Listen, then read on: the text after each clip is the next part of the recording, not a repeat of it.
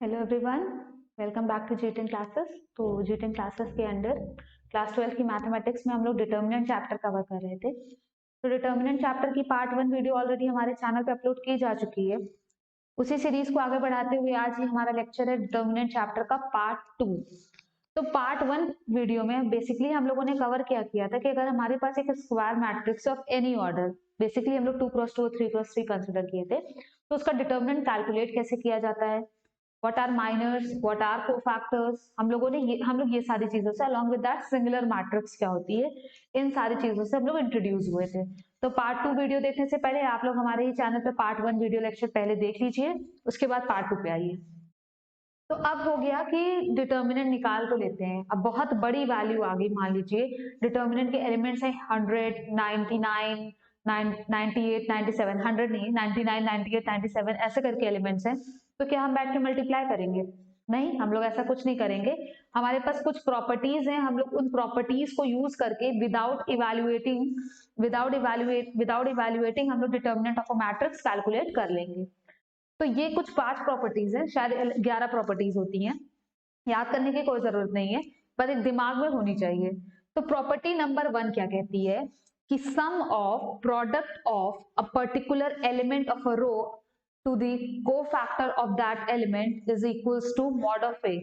मतलब एक रो उठाइए, हम एक एग्जांपल लेके करते हैं कि आपके पास क्या है कि ये एक मैट्रिक्स है,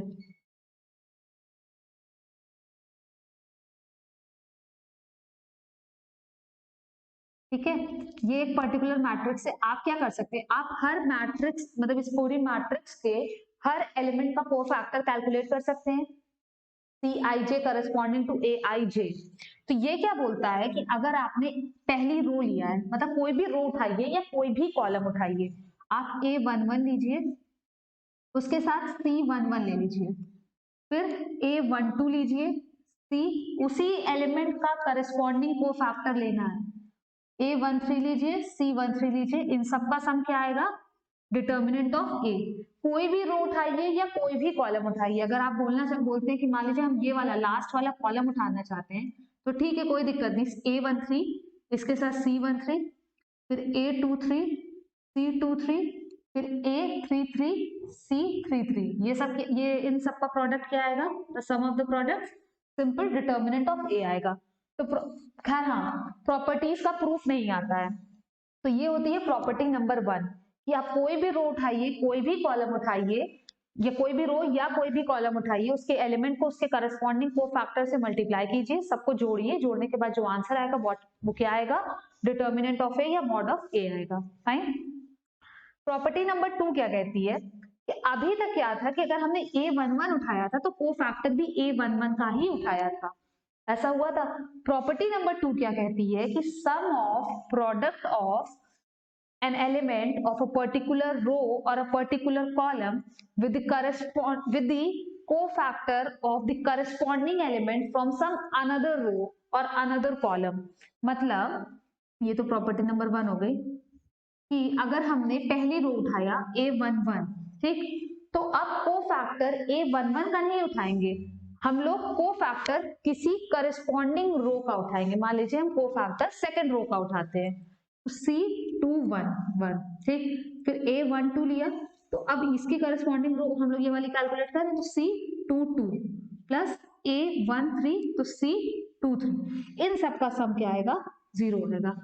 जरूरी नहीं है कि यही वाली रो उठाया जाए, ये वाली रो भी उठा सकते हैं। मतलब जो भी रो के एलिमेंट्स हम ले रहे हैं या जो भी कॉलम के एलिमेंट्स हम ले रहे हैं, कोफैक्टर उस रो या उस कॉलम का नहीं लेंगे, कोफैक्टर किसी दूसरी रो का लेंगे, लेकिन करस्पॉन्डिंग एलिमेंट्स का ही लेंगे। मतलब पहला एलिमेंट ले रहे हैं तो कोफैक्टर पहले ही एलिमेंट का लेंगे दूसरी रो के बाद, ये नहीं कि इसके साथ इसका कोफैक्टर ले लिया, ऐसा नहीं। Corresponding element of some another row और अनदर कॉलम।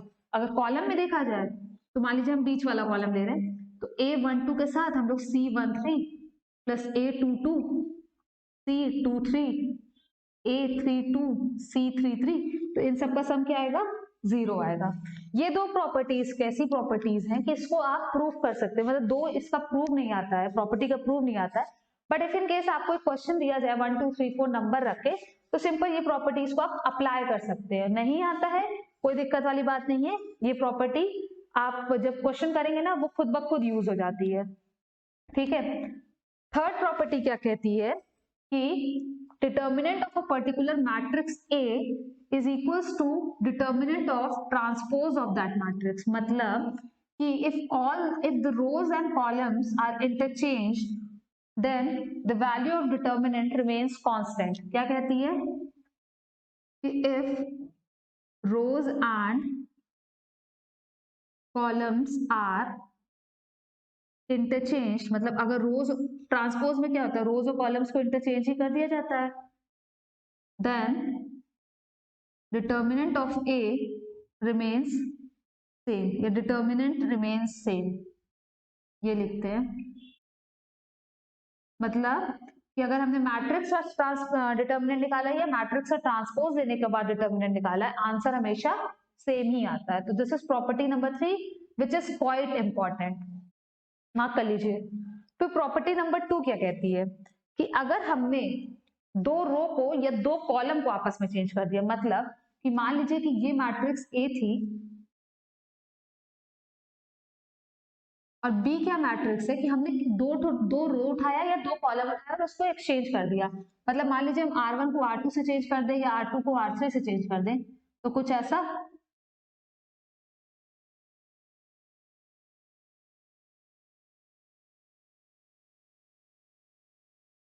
ऐसा हो जाएगा। मान लीजिए ये B बन गया। तो यहाँ पे क्या होता है कि जब whenever two rows और two columns of a particular matrix are interchanged, तो डिटर्मिनेंट क्या होता है, -1 से मल्टीप्लाई हो जाता है। मतलब mod of B will be equals to mod of A minus of mod of A। तो दिस इज प्रॉपर्टी नंबर 4। और ये क्या प्रॉपर्टी है, ये प्रॉपर्टी थोड़ी सी किसी मल्टीपल चॉइस क्वेश्चन में आ जाती है कि मान लीजिए क्वेश्चन में दिया है कि if two rows of a particular matrix are interchanged, then option number A mod of B is equals to mod of A, mod of B is equals to minus of mod of A, या determinant becomes twice या thrice या half, कुछ इस तरह से option दिया। तो ये भी एक इंपॉर्टेंट प्रॉपर्टी है। उसके बाद नेक्स्ट प्रॉपर्टी नंबर 5 क्या कहती है कि इफ एनी टू रोज और कॉलम्स आर आइडेंटिकल, मतलब कि हमारे जो मैट्रिक्स है उसके दो रोज या दो कॉलम्स आइडेंटिकल है, मतलब कुछ ऐसा कि दो कॉलम हमारा इसके आइडेंटिकल हो गए, तो इस केस में मॉड ऑफ ए क्या होगा, 0 होगा। ये प्रॉपर्टी सबसे ज्यादा इंपॉर्टेंट होती है। व्हाई? बिकॉज हम लोगों का मेन मकसद ये रहता है कि कुछ भी करके अगर हम लोगों ने दो रो या दो कॉलम को आइडेंटिकल कर दिया तो डिटर्मिनेंट कैलकुलेट करने की जरूरत नहीं पड़ेगी, कितने भी बड़े बड़े नंबर दिए जाए आंसर 0 आ जाएगा। तो ये काफी इंपॉर्टेंट प्रॉपर्टी है। तो ये थी हमारी 5 प्रॉपर्टी।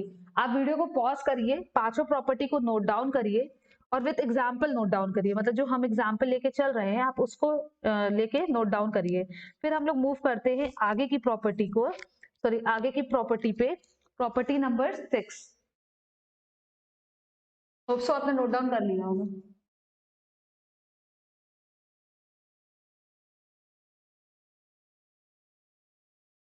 प्रॉपर्टी नंबर 6 क्या कहती है, आप वर्बली सुनती रहिए तब तक फिर मैं लिख रही हूँ कि प्रॉपर्टी नंबर 6 कहती है कि अगर एक पर्टिकुलर मैट्रिक्स ए है, पर्टिकुलर मैट्रिक्स ए है ऑर्डर n, मतलब ए एक मैट्रिक्स है ए आई जे ऑफ ऑर्डर n, ठीक है, n एंड एनी रो और कॉलम, कोई भी एक रो या कॉलम को मल्टीप्लाई करते हैं is multiplied by constant k, bye constant k, तो क्या होगा, जो मतलब and the matrix obtained is b। तो यहां पे होता है कि मॉड ऑफ b क्या होगा, k times mod of a, ठीक है। मतलब पूरी मैट्रिक्स, जैसे मैट्रिक्स में क्या मल्टीप्लाई नहीं कर रहे हैं, एक पर्टिकुलर रो में उठा के मल्टीप्लाई कर रहे हैं या एक पर्टिकुलर कॉलम में उठा के मल्टीप्लाई कर रहे हैं, तो वहां पे क्या होता है कि जो डिटर्मिनेंट होता है वो k टाइम्स चेंज हो जाता है। जैसे कि मतलब मान लीजिए ये a थी एक मैट्रिक्स, अब b मैट्रिक्स क्या है कि हमने b में a में k से मल्टीप्लाई किया, सिर्फ एक रो में किया, कुछ ऐसा a a21 Ka22, Ka23, Ka31, Ka32, Ka33। अरे सॉरी, यहाँ पे नहीं, एक ही रो में करते हैं, दूसरे में भी कर सकते हैं, के स्क्वायर हो जाएगा और कुछ नहीं होगा। तो ये मॉड ऑफ बी क्या होगा, सिंपल के टाइम्स मॉड ऑफ ए। मतलब कि हम चाहें तो हम किसी एक रो में, मतलब एक सिलेक्टेड रो या एक सिलेक्टेड कॉलम को के से मल्टीप्लाई कर सकते हैं, और चाहे तो हम इसमें से के कॉमन भी निकाल सकते हैं। मतलब एक रो में से चीजें कॉमन निकल सकती हैं, पूरी मैट्रिक्स में उसका होना जरूरी नहीं है। ठीक है, अब अगर यही चीज कह दिया जाए कि के जो है वो सारी रोज में मल्टीप्लाई कर दे, मतलब कि if K is multiplied to every row, या टू एवरी रो, या टू एवरी एलिमेंट लिख लेते हैं तो रो कॉलम की कोई बात नहीं होगी, एलिमेंट। तो यहाँ पे मॉड ऑफ बी क्या होगा, K to the power N mod of A. Simple है बहुत, के से मल्टीप्लाई किया सब में, मान लीजिए इधर भी हो गया, इधर भी हो गया, इधर भी हो गया। अब हर रो में से के कॉमन निकलेगा, तो के इंटू के इंटू के क्यूब हो गया। और क्यूब क्या है, ऑर्डर ही तो था, जितनी रोज उतनी बार के निकलेगा, तो के की पावर एन हो गया। तो मतलब प्रॉपर्टी नंबर 6 और प्रॉपर्टी नंबर 7 सेम चीज ही कहती है, बस थोड़ा सा कहने का तरीका अलग है। ठीक है, अब प्रॉपर्टी नंबर 8 क्या कहती है, प्रॉपर्टी नंबर 8 क्या कहती है कि अगर हमारे पास एक मैट्रिक्स ए है जो लिखा हुआ है, if a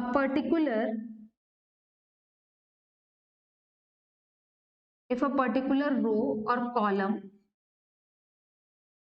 is multiplied by a constant and then corresponding elements are added to some other row or column,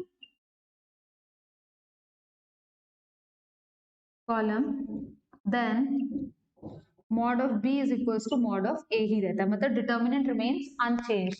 कैसे ये चीजें आई होंगी, कुछ ऐसे आया होगा कि ए एक मैट्रिक्स थी जिसके सारे एलिमेंट्स दिए थे, 3x3 की मैट्रिक्स है। हमको क्या करना है कि एक पर्टिकुलर रो या एक पर्टिकुलर कॉलम को उठाना है, उसमें कांस्टेंट से मल्टीप्लाई करना, दूसरी रो में उसको ऐड कर देना है। मतलब कुछ ऐसा, a11 प्लस के टाइम्स a21, a12 प्लस के टाइम्स a22, a13 प्लस के टाइम्स a23, बाकी सेम। तो यहाँ पे क्या होगा कि डिटर्मिनेंट जो है वो अनचेंज्ड रहेगा, जो डिटर्मिनेंट ए का आएगा वही डिटर्मिनेंट हमारा बी का भी आएगा।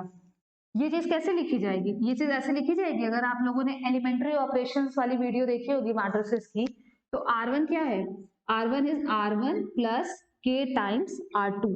तो यही ऑपरेशंस यहाँ पे भी चलते हैं, कुछ इस तरह से ऐड सब्ट्रैक्ट मल्टीप्लाई करते हैं कि एटलीस्ट दो रो या दो कॉलम आइडेंटिकल हो जाए, डिटर्मिनेंट निकालने की नौबत ही ना आए और डिटर्मिनेंट हमारा सिंपली 0 हो जाए। तो दिस वाज प्रॉपर्टी नंबर 8, ये भी इंपॉर्टेंट है, खैर पहले से ही मार्क्ड है, प्रॉपर्टी नंबर 8। अब मूव ऑन करते हैं प्रॉपर्टी नंबर 9 पे। प्रॉपर्टी नंबर 9 क्या कहती है कि अगर एक स्क्वायर मैट्रिक्स है और उसके सारे एलिमेंट्स 0 हैं, बहुत ही बेकार प्रॉपर्टी है कि इफ all the elements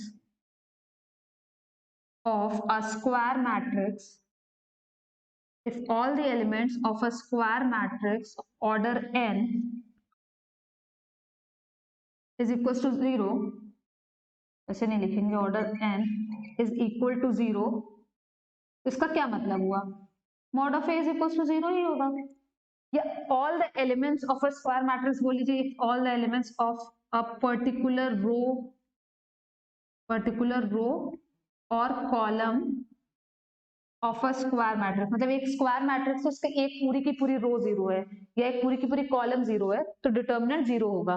तो कुल मिला के ये वाली चीज पे हमें पहुंचना होता है, तो पिछले ऑपरेशंस लगा के मल्टीप्लाई करा, ऐड करा, डिवाइड करा, कुल मिला के हमारा काम क्या है, या तो दो रो को आइडेंटिकल कर दे या तो एक पर्टिकुलर रो के सारे एलिमेंट्स को 0 कर दीजिए, तो डिटर्मिनेंट कुल मिला के 0 आ जाएगा। ठीक है, ठीक। 10th property is if A is a diagonal matrix. If few people are able to recall, तो डायगोनल मैट्रिक्स क्या होती थी? वो मैट्रिक्स जिसके सिर्फ और सिर्फ डायगोनल एलिमेंट्स होते थे और बाकी नॉन डायगोनल एलिमेंट्स 0 होते थे। Diagonal matrix of order n, तो मॉड ऑफ ए क्या होगा? सारे डायगोनल एलिमेंट्स का प्रोडक्ट, मतलब a11 into a22 into a33 till ann। तो कुछ इसमें है नहीं, मतलब कुछ ऐसे कि अगर एक ए मैट्रिक्स है 1 2 3, अरे डायगोनल मैट्रिक्स है 0 0 10 20 0 0 0 0, तो मॉड ऑफ ए क्या होगा? Mod of A will be 1 into 10 into 20, सारे डायगोनल एलिमेंट्स का product. Mod of A will be equals to 200। So this was property number 10th। तो अब प्रॉपर्टी नंबर 11th है, एक छोटी सी प्रॉपर्टी है, property number 11। Property number 11 is कि अगर हम दो मैट्रिक्सेस का मल्टीप्लिकेशन कर रहे हैं और उसके बाद उसका डिटर्मिनेंट निकालना है, तो it will be equals to product of the determinant of the both matrices individually. आप इंडिविजुअली डिटर्मिनेंट निकाल के मल्टीप्लाई कीजिए या मल्टीप्लाई करके डिटर्मिनेंट निकालिए, दोनों चीजें बराबर ही आएंगी। तो ये थी 11 प्रॉपर्टीज ऑफ डिटर्मिनेंट। अब आपका क्या काम है कि आप ये प्रॉपर्टीज वाली एक्सरसाइज होती है वो काफी इंपॉर्टेंट होती है। क्यों? क्योंकि क्वेश्चन कैसे ही आते हैं हमेशा, without evaluating solve the following determinant. तो वहां पे आपको ये सारी प्रॉपर्टीज को लगा के बिना किसी इवैल्यूएशन के डिटर्मिनेंट को सॉल्व करना होगा। ये एक्सरसाइज यहाँ पे खत्म होती है। अगर आपकी बुक में पर्टिकुलर होगी ही, जनरली होती है, मतलब मोस्ट ऑफ द बुक में ये एक्सरसाइज होगी। एनसीईआरटी के में भी बहुत सारे क्वेश्चंस होंगे और आते भी ऐसे ही क्वेश्चंस हैं। तो आप लोग ये एक्सरसाइज कवर कीजिए, अगर 2 एक्सरसाइज 3 एक्सरसाइज जो भी है ये कवर कीजिए, और अपकमिंग लेक्चर में हम लोग ये पर्टिकुलर चैप्टर अपना कंप्लीट कर लेंगे। क्वेश्चंस इसमें फंसेंगे जरूर। अगर आप पूरी वीडियो देख रहे हैं और आप मन लगा के पढ़ रहे हैं तो कमेंट सेक्शन में क्वेश्चन जरूर मेंशन कीजिएगा। वाई? बिकॉज क्वेश्चन फंसना स्वाभाविक है, क्वेश्चन फंसेगा जरूर। बिना, ये एक्सरसाइज ऐसी है कि जहां पे सारे क्वेश्चंस आना is not at all possible unless and until आप पहले से पढ़ रहे हो। तो क्वेश्चन पूछिएगा, सोल्यूशन प्रोवाइड कर दिया जाएगा। वीडियो पसंद आई होगी तो लाइक कीजिएगा और अपने फ्रेंड्स को भी बोलिएगा कि वीडियो को देखें, कुछ सीखें और वीडियो को लाइक करें। Thanks for watching the video and have a good day.